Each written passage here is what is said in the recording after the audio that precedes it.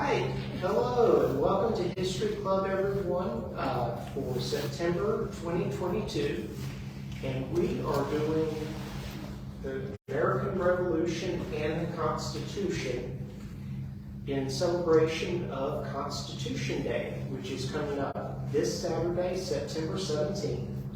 And I'm so glad to see so many new faces here. We do this every month on the third Thursday of each month at 3:30. So I'd love to see some of you folks who are interested in history coming back again and again, month after month. Have some regulars here. And I'd like to welcome all the people who are watching at home on Facebook Live. So this is just sort of an overview of the American Revolution and the Constitution in its entirety. So there may be some specific things I might not get into. So if you'd like to have, or maybe I don't go into all the details of it.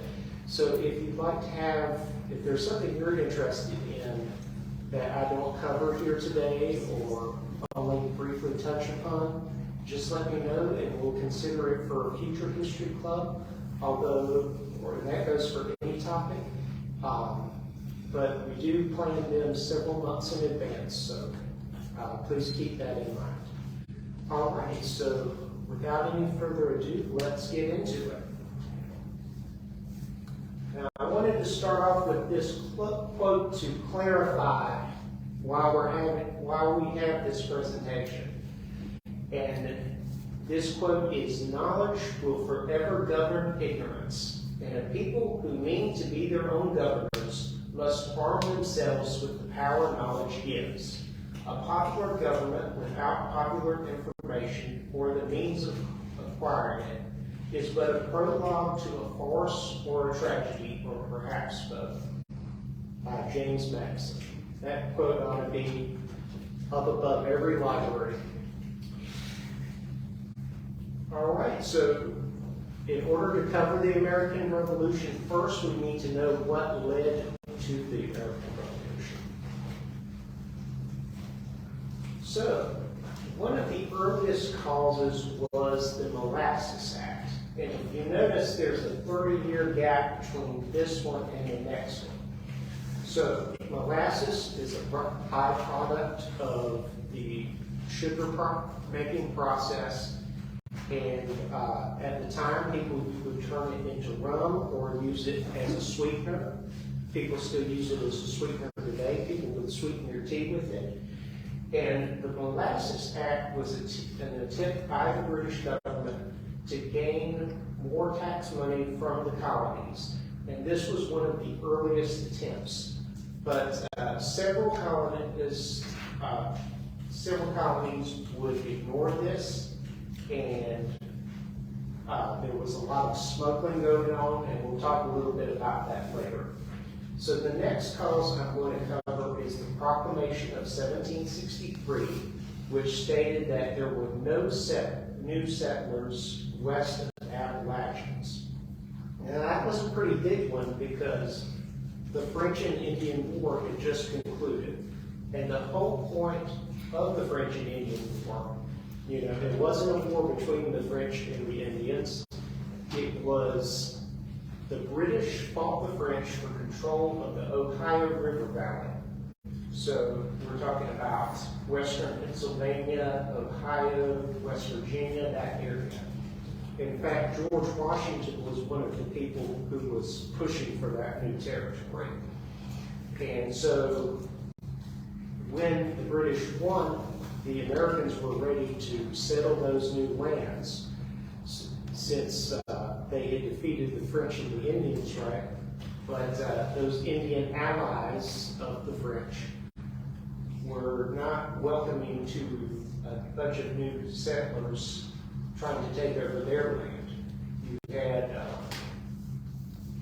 had Chief Pontiac attacking settlements, leading the Ottawa people to attack settlements where Detroit is now. And so the British decided it was too costly to let people settle west of the Appalachians. So they drew that imaginary line you see there and told people to stay east. But a lot of people ignored that, and it was hard for the British to enforce. The Navigation Acts, you may notice they were passed in the mid-1600s, and they limited trade to British ships. So it was, if the colonists wanted to trade, it had to be transported on a British ship. And some products you could only trade with the British to get. Couldn't trade with the Dutch or the French or the Spanish. And that limited colonial trade a lot. The reason why it's further down is because England did not push to enforce this until around 1663, 1664, that area, right after the French, they had just won the French and Indian War.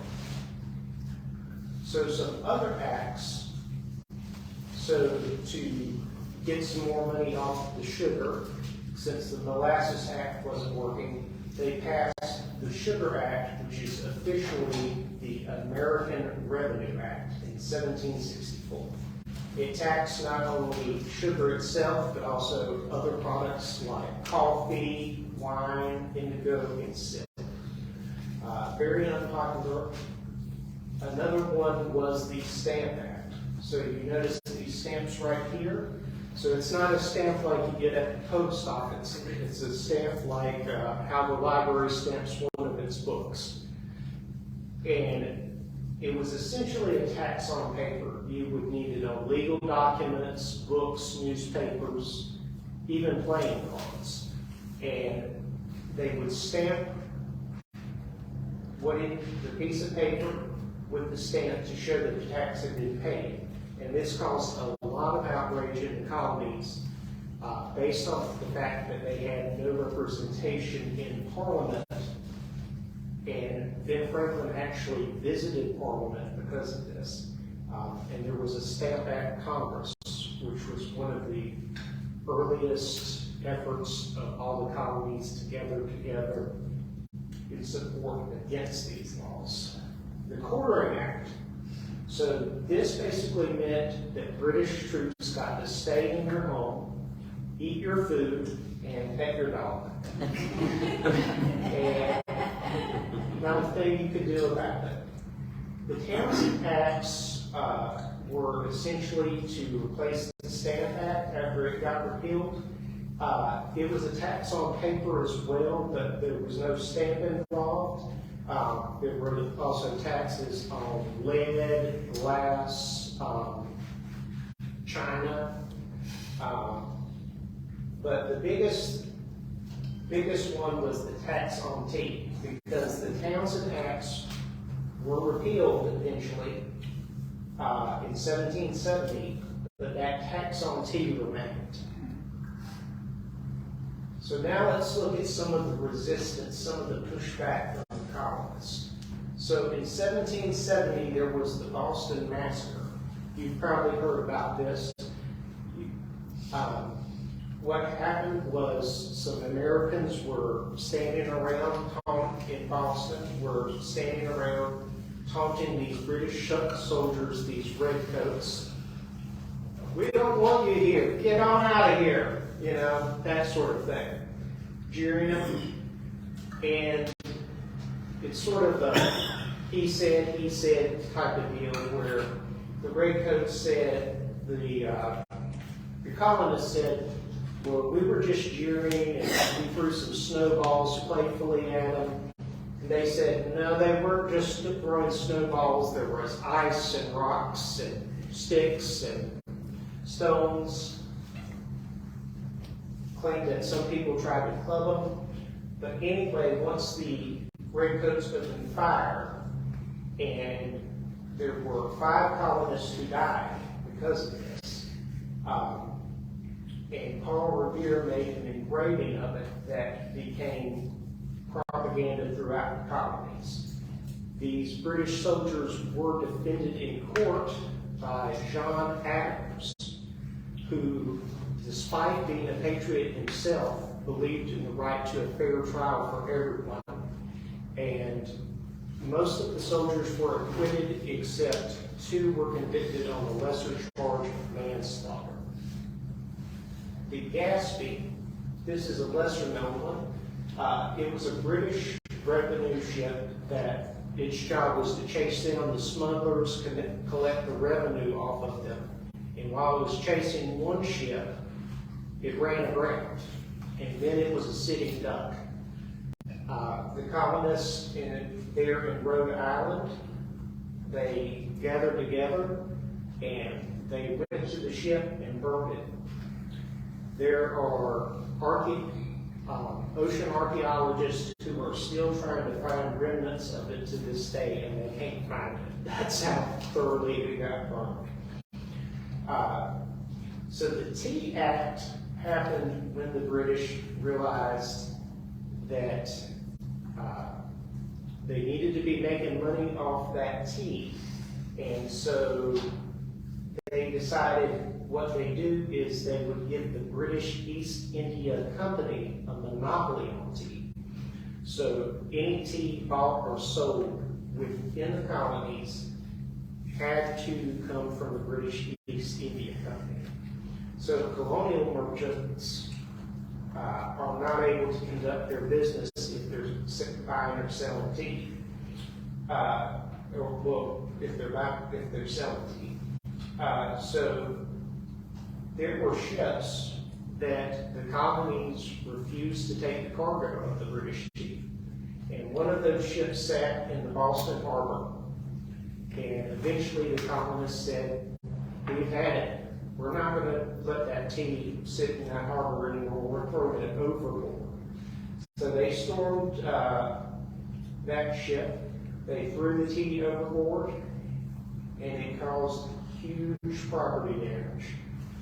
They were dressed as, I believe it was the Mohawk Indians, and I think the only one we know for sure who the colonist was Paul Revere was one of them.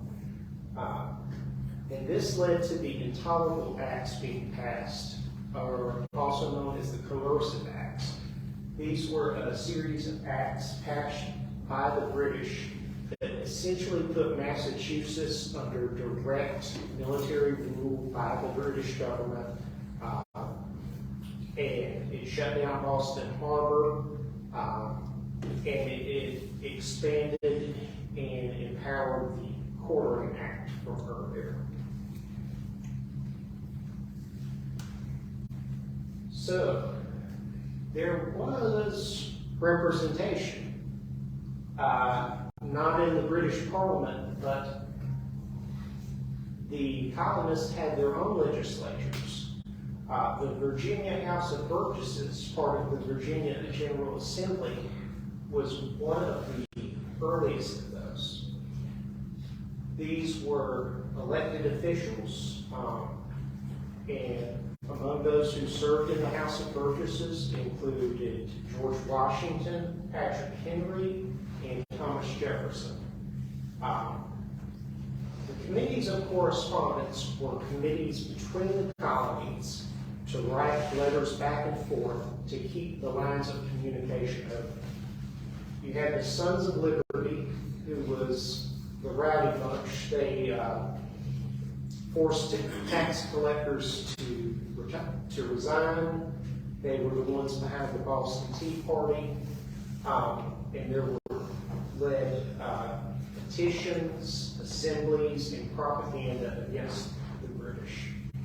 The First Continental Congress met and issued a Declaration of Rights and also an Articles of Association linking the colonies together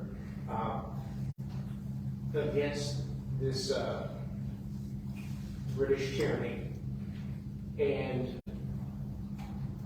that was actually before the war had started. And the committees of safety were formed to make military preparations. For the House of Burgess leading up to the First Continental Congress, they had called, when the Intolerable Acts were passed, for a day of fasting prayer, and humiliation in response to that. And guess what the governor of Virginia did? He shut them down. So they met anyway, and at that meeting, these words were said. Is life so dear, or peace so sweet, as to be purchased at the price of chains and slavery? Forbid it, Almighty God. I know not what course others may take, but as for me, give me liberty or give me death. So those were the words of Patrick Henry. I recommend reading the whole speech. I've got it right here if anybody wants a copy. And I think Patrick Henry is one of the most underrated founding fathers. But I gotta admit, I have a little bit of a bias there because he once bought some land from a fellow named Anthony Minter. So.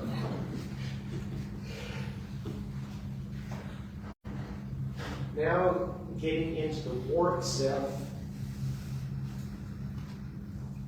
So these are some of the earliest battles. The battles of Lexington and Concord.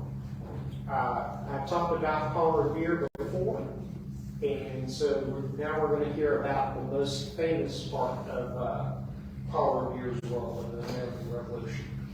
So the British were getting ready to arrest Samuel Adams and John Hancock. They were getting ready to seize Patriot ammunition that they had stored at Concord. And so Paul Revere rode through the streets to let everyone know. The popular thing is the British are coming. Since some folks still consider themselves British, you might have said something more like the Redcoats are coming. Something more like that. And the thing about Paul Revere's ride, though, is he was not the only rider that night. William Dawes took another route to warn people another way. And Paul Revere actually got arrested, and Dr. Samuel Prescott had to finish that ride for him. And that led to the battles that were at Lexington and Concord, where that shot heard around the world. The first shot of the American Revolution was fired. Then you've got Ticonderoga. I've got that represented here in the middle. That was when Ethan Allen and the Green Mountain Boys, who were pushing for not only colonial independence, but for Vermont to be independent of New York, because it was still part of New York at the time. That's where they captured a British fort near the Canadian border and could guard against British attack from Canada. Benedict Arnold was another general at that battle. You've got the battles of Bunker Hill and Breed's Hill. Breed's Hill is actually where the battle took place, but it's known as Bunker Hill. And we don't know who said those famous words, "Hold your fire till you see the whites of their eyes." We actually lost that battle, but it was a morale booster. We believe those words were said either by one of two colonial colonels. One was Israel Putnam, and the other one was William Prescott. So it was one of those two guys. Then you've got the Battle of Quebec, where we got a little overconfident from the Battle of Ticonderoga, and we actually pushed in to invade Canada, hoping that it would push for independence too. And it was pretty much a disaster for us. Benedict Arnold was one of the generals that pushed in there. The other one was Richard Montgomery. You've got a painting portraying his death right there. He died in the battle. And a certain young man, about 18 or 19 years old, ran out there onto the battlefield to try to pull him to safety. And he went on to have a famous career in politics after that. Does anybody want to take a guess as to who that young man was? Aaron Burr. So these are some of the later battles. You've got the Battle of Long Island, where the British captured New York. So colonial spirits were deflated after that one. But George Washington recovered in the battles of Trenton and Princetown, where he crossed the icy Delaware on Christmas Day for a surprise attack that next morning. It was against a group called the Hessians. The Hessians were German fighters who were paid by the British to fight on their side, and most of them were still drunk from Christmas. You've got Saratoga up north, where the British tried to invade from Canada, and the Patriots defeat them soundly. And due to some good convincing by Benjamin Franklin, we've got the French support on our side. Now down south, we've got the battles of Kings Mountain and Calkins. Those were battles where Charles Cornwallis had invaded the South through Charleston, gone up through South Carolina, but in the backwoods he started encountering some resistance there. You have Francis Marion, known as the Swamp Fox. You've got Charles Sumter. And then he gets to the North Carolina border and he gets two resounding defeats before going into North Carolina. That really hurt his morale. He had to push through the center of the state, and he lost a lot of troops doing that because he lost a third of his troops at the Battle of Guilford Courthouse despite winning the battle. And finally, he pushed home to Yorktown, where he was defeated by George Washington and the French fleet. We've got a picture of Yorktown up here for you to see. Now let's talk about America's Independence Day, going back for just a little bit now, about when America declared its independence.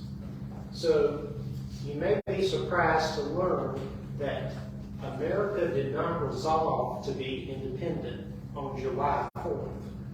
There was a resolution on independence proposed on June the 7th, debated July the 1st, and passed on July the 2nd. The Declaration, our announcement to the world that we were free of British rule, didn't come to the fore. And that's the day everyone celebrates now, even though we had resolved to be independent 2 days earlier. And I think it's mainly because Thomas Jefferson wrote such a fantastic document. He was one of the Committee of Five. The others were Benjamin Franklin, John Adams, who was one of those who was most fervently pushing for independence, Roger Sherman, who would play a role in the Constitutional Convention later on, and Robert Livingston, who actually never signed the Declaration. His cousin Philip did, and Robert Livingston went on to be our ambassador to Louisiana in the Louisiana Purchase Agreement, and he also helped fund Robert Fulton's steamboat, and of course Thomas Jefferson himself. And John Adams and Thomas Jefferson, the two most responsible for that document, both died on the 50th anniversary of that document, July 4th, 1826. And on July 4th, 1776, the only two people that signed it were John Hancock, the President of the Continental Congress, and Charles Thompson, the Secretary. Most signed later on, particularly August 2nd. And it wasn't just white folks fighting in the war for independence. Crispus Attucks, you see a different portrayal of the Boston Massacre right there. He was a enslaved man. He was of black descent on his father's side. He was of Indian descent on his mother's side. And one source I saw said Wampanoag, which was the same tribe that First Thanksgiving was with. He had escaped slavery and was working as a sailor at the time the Boston Massacre occurred. Salem Poor was another one, and got some notes on him. He fought at both Bunker Hill and Saratoga, and he purchased his own freedom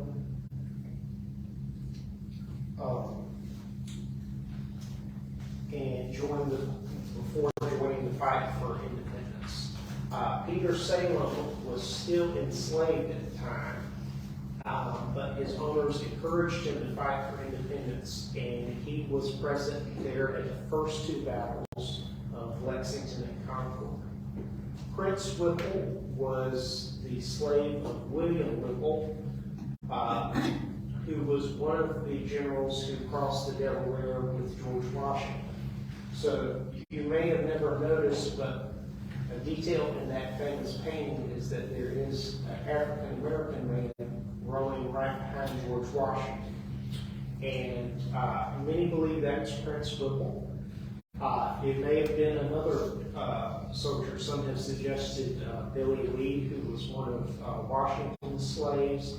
And the article I actually got this particular image from said that the unit that led the rowing across the Delaware was integrated. James Armistead Lafayette was a slave who, both the British and the Americans offered freedom for slaves who fought with them. The British were wise enough to offer it first, and James Armistead Lafayette, what he did was he went to the British and claimed he was going to be on their side, but really he was reporting back to George Washington and the Marquis de Lafayette about where the British troops were. He was a very clever man, and I believe he was freed at the end of the Revolution and took on, before that point he was just James Armistead. He took on Lafayette's last name in honor of him.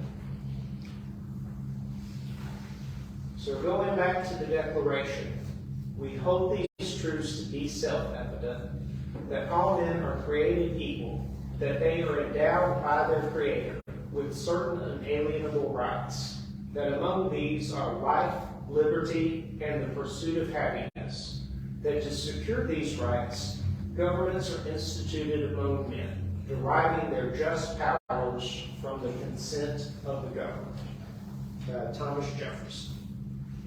And speaking of the consent of the governed, it's time to talk about the Constitution itself. So the Constitutional Convention took place from May 25th to September 17th, 1787. It was called because the current governing legislation of America, the Articles of Confederation, had some problems. Namely that it was too weak, that states had the right to not only they would print their own currency, for example, and also you could be charged tariffs for interstate commerce, tariffs to protect the taxes on imports. So at first the plan was just to amend the Articles of Confederation, but eventually they decided to scrap the whole thing and come up with something brand new. Benjamin Franklin was there at the convention, who played a critical role in it. George Washington actually was the one who was president of the convention, presided over it. James Madison is the one who we think did most of the work, and he also took some very important notes on the Constitution and what the writing process was like. And then you've got Alexander Hamilton, who was one of its biggest supporters. So right here in the middle, we've got the North Carolinians who were at the Constitutional Convention. These three, the three that actually signed it were Hugh Williamson, William Blount, and Richard Dobbs Spade.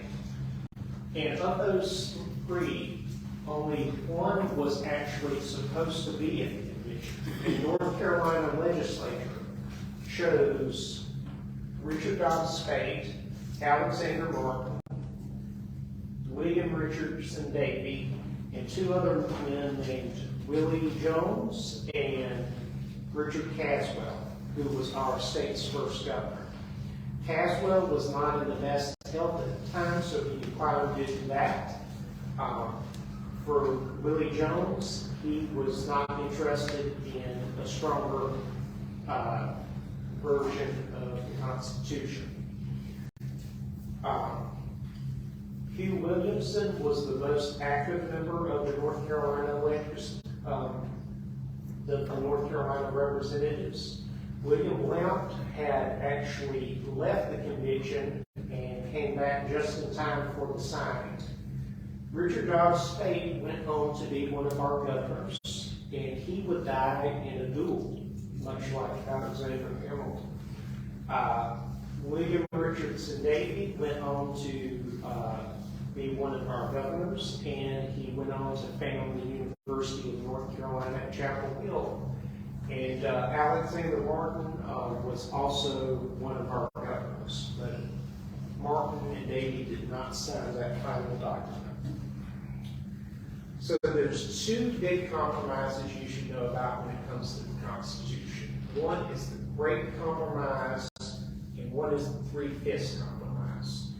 So you have the Virginia plan and the New Jersey plan. The Virginia plan was for representation to be based on population. That was the best for them because they were one of the biggest states. New Jersey, one of the smaller states at the time, now it's got a much bigger population because of all that spillover from New York. They wanted it to be equal representation across the board. Of course, what did we do? We split it up two houses, the Senate with equal representation, and the House of Representatives, where it is based on population.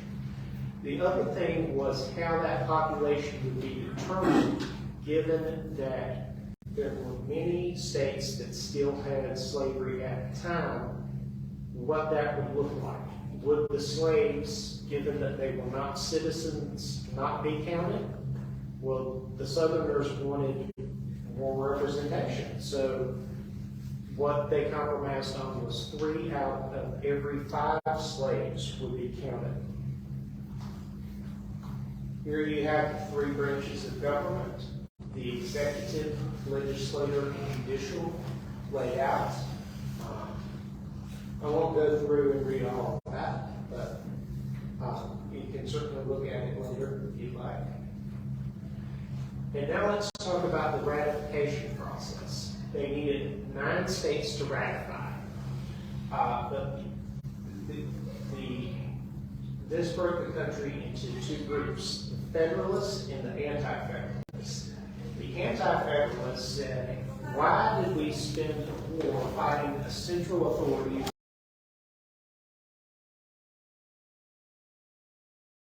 the Constitution?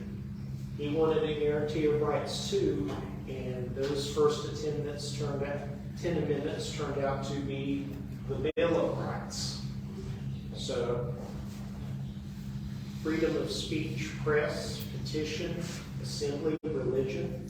Number 2, the right to bear arms. Number 3, remember that quartering act? Well, no quartering in your home without your permission. Number 4 protects you against search and seizure, something that they were concerned about with the British on board those ships. You have the right to a grand jury, a jury to review the evidence before going to trial. You have protection against double jeopardy. That means you can't be tried for the same crime twice. Once you're proven innocent, you're innocent.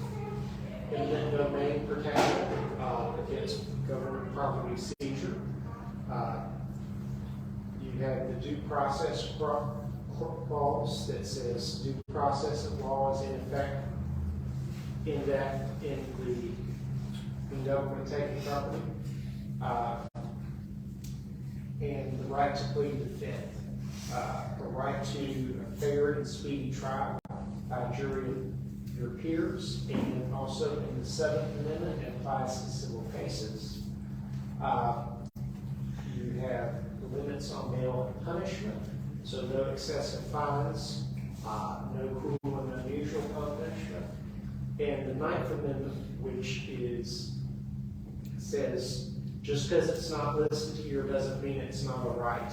And then, of course, the 10th Amendment, which gives some power back to the states to legislate on what the Constitution doesn't talk about specifically.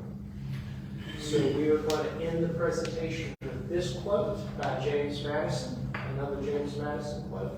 If men were angels, no government would be necessary. If angels were to govern men, neither external nor internal controls on government would be necessary. In framing a government which is to be administered by men over men, the great difficulty lies in this.